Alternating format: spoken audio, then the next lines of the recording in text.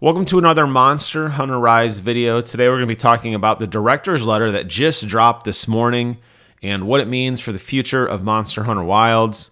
As with all my Monster Hunter Wilds content, if you guys like what you see, please consider subscribing to the channel. Check out my playlist below. I have lots of gameplay and new user guides to get you up and running in what to me is the game of the year for 2025. I have invested a significant amount of time and energy into this game, and after reading through the director's letter, I'm going to probably invest even more because they are making some pretty interesting changes coming up, and I'm excited for it. So, with all live service games, the thing you got to remember is that the game that you ultimately end up with is not necessarily the game that launches, the game that comes out of the box, and that is frustrating with live service games. They continue to evolve and expand as time goes on, but it's very hard to compare the end service and the end state of a new game to something that has been cooking for a long time. So a lot of people are drawing comparisons between this game and Monster Hunter Rise and Monster Hunter Worlds, and I don't necessarily think that's a fair comparison, only because some of the systems change over time, some of the philosophies change over time, and I'm not making excuses for the developers or anything like that, but it's just kind of a byproduct of how this stuff works. So with this new update, what they're going to be doing is they're going to be pulling stuff from Title Update 3 into this version 1.021. Specifically, they're going to add the new level quest difficulty and a new reward system with the talisman now, instead of originally launching at the end of September. There will still be a Title Update 3, which we're not really sure what that's going to include outside of a new monster. That's at the end of September. There's also going to be a winter update, Title Update 4, which will add even more challenge and yet another additional monster. So kind of moving and accelerating the timeline up early, I think that's a good thing. I'm excited for that. I'll always take more content as fast as I can get it because the end game does get a little stale. And I think this patch tries to start to fix some of those problems. All right, so first and foremost, they're going to be adding 9-star hunts if you are hunter rank 100 or higher, which is awesome. Their tempered monsters of 9-star difficulty will begin appearing in locations. When they do that next title update in September, they'll add even more additional 9-star monsters. So they're going to just make it harder. The monsters are going to be more frequent. They're going to be more difficult. This is good. This is just a natural challenge, a natural progression of the game. That's something that when you reach end game, you're always waiting for that next big thing. This is kind of opening the door for that next big thing. What that leads to, and why do you want to farm and hunt 9-star monsters now, is they're adding in a new glowing stone appraisal item system. And basically what this is going to do is it's going to transform any appraised talismans into randomly assigned skill talismans. Now, unlike other talismans which can be crafted and upgraded at the smithy via gemma or legend, appraised talismans cannot be upgraded, but they will be randomly generated not only with armor skills, but with weapon skills and decoration slots, allowing for more customization and experimentation with builds. So this is actually really, really cool. Right now, the end game, when you kind of start to tweak your character, you're going into that, you're deep diving into talismans and you're upgrading to trying to get the best procs and the best skills that you can, right? That system's cool. Unfortunately, it is very lacking, and this is kind of a chance to add to that. Now, the only criticism I could think of, honestly, in this new upgrade is that it's random. I'm going to be farming and hunting a lot of monsters, and I hope I get stuff that works for me. I get what they're saying. They're going to kind of open it up, and it could be a random combination of anything, which could lead to unique challenges or unique builds, right? That's what they're kind of getting at. They want you to experiment and customize. I know what I want, though, going into it. I know in my head what a perfect hunter looks like, at least for my particular play style. Playing a sword and board, I know what I want that hunter to look like, and I know what skills I need to get there. And there are definitely skills I feel that are lacking that only appear in certain items and not others, which really limits how I play. Getting the random chance of getting all of those is awesome, but I wish there was a way to craft what I wanted. I want that customization. I want to say, hey, look, I want to be a hunter that has level 3 earplugs because that's important to me. Maybe I'll get it with this. Maybe I'll find that trinket that gives me those level 3 earplugs. Maybe not. I don't know.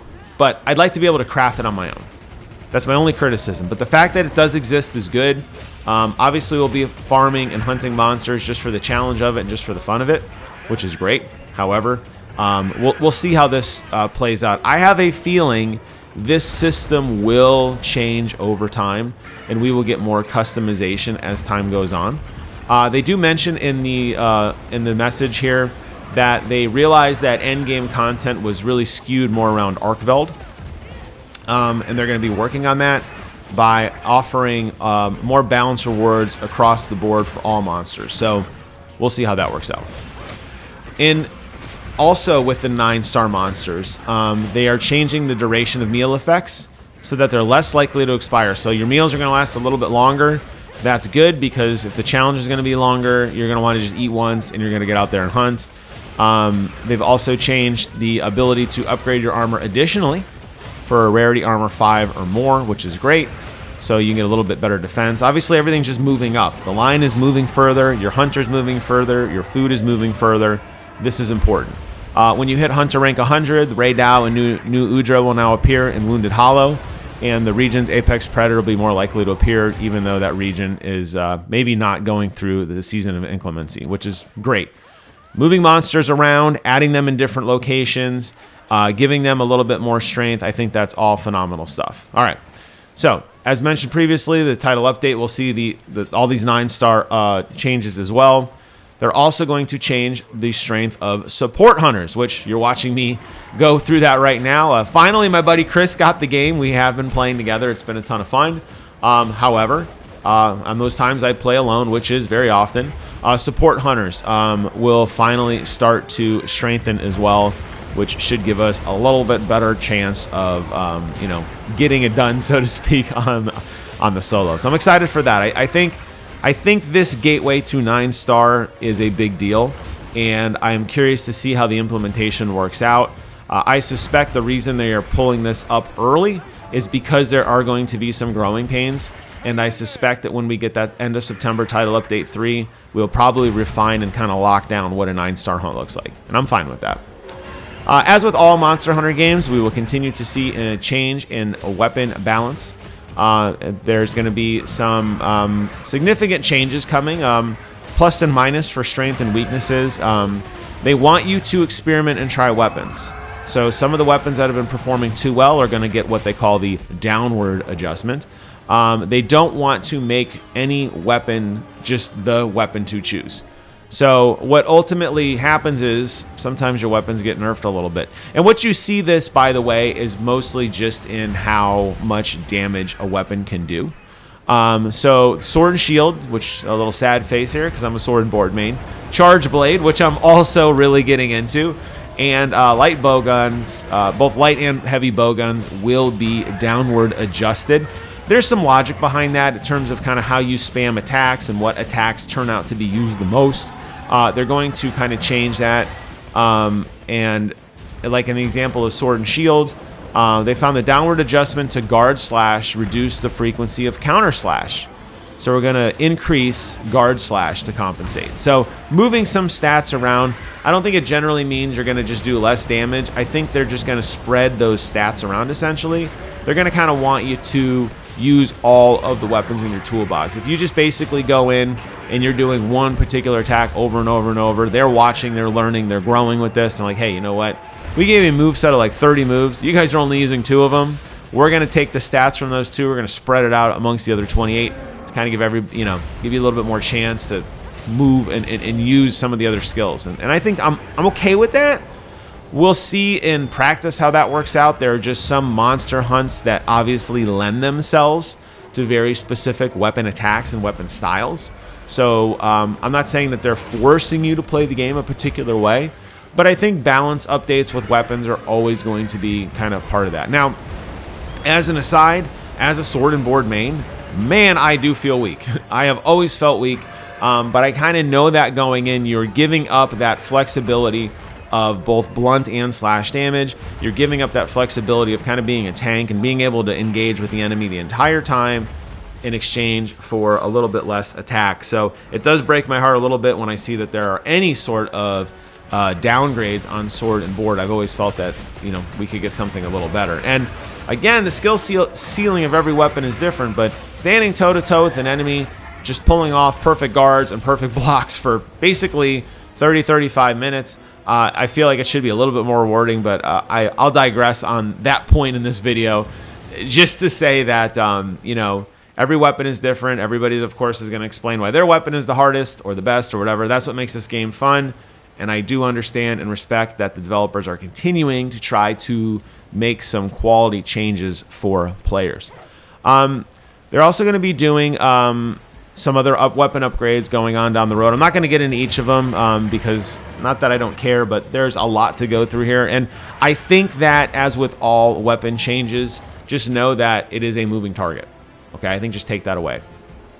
Okay, so the last big push of this patch is going to be on bug fixes and the CP utilization optimization. Right now on computers, this game does not run very well. And if you go look at the Steam ratings, or you kind of just go look at the popular opinion of this game, you will find that, unfortunately, a lot of people are very disappointed in what is going on with the performance, which has led to a significant decrease in player count. Now, we've talked a lot about this on the channel and how negativity seems to spread and how bad news just kind of gets worse and worse over time, and more people just hate the game. You know, I haven't played the game in 6 months. It's the worst thing ever. I don't know.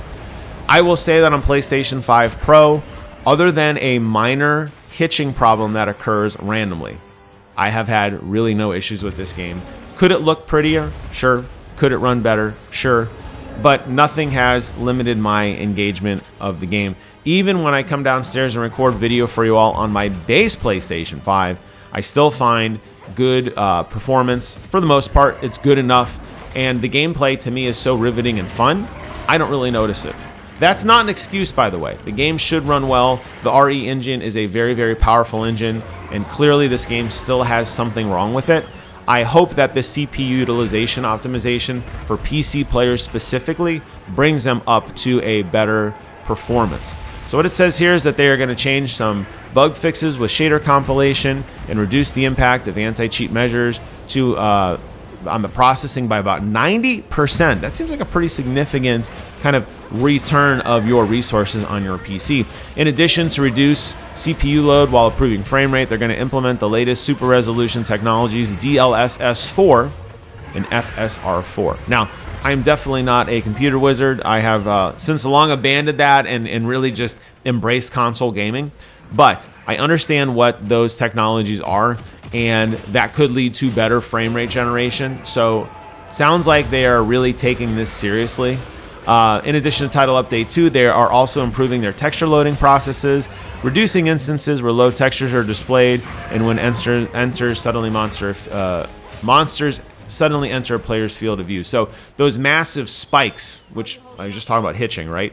Those massive spikes and some of that massive back end just slamming your rig, sounds like they are addressing those concerns. And I hope that ultimately leads its way down the line to PlayStation 5 to reduce that hitching issue, which you may, now that I mentioned it, you may notice it occasionally occurs when I'm trying to hunt this here bad boy. All right. So lots of CPU changes. You know, I think that this could be a good thing for PC players, and they are still working on a second stage of further issue resolution. Now, the one thing I'll say on this point before we wrap up, when we all played the open beta long ago on PlayStation and on PC, we all instantly noticed the game ran way worse than it should. We all noticed it. And I was like, man, you know, this game should run at a locked 120. It doesn't, at least on PlayStation 5 Pro. Man, this game really struggles. It's like we're playing a flipbook. And that was a massive criticism. And I kept thinking, okay, they're just giving us some like very basic build here. They're giving us some content that, you know, we haven't optimized it yet. We just want to kind of see what you think about the look and feel of the game. We'll tweak it later. And that was everybody's massive criticism. And then the game came out, and it was basically that. I knew they threw a lot of horsepower at it with the PlayStation 5 Pro, and I assume the Xbox Series X, I don't know, I don't play Xbox anymore, but I assume that they probably got a similar quality of life like adjustment there. But generally, we all thought the frame rate wasn't that great. And it looks like, you know, it's taken a little bit longer than I think they should have waited to get it done, but I will say at least they haven't given up on it, and I hope that that does finally fix the problem. This is one of those is it too little too late problems though, and nobody really knows for sure. You know, I think they're probably not satisfied with the massive downvoting they've seen and the reduced player counts.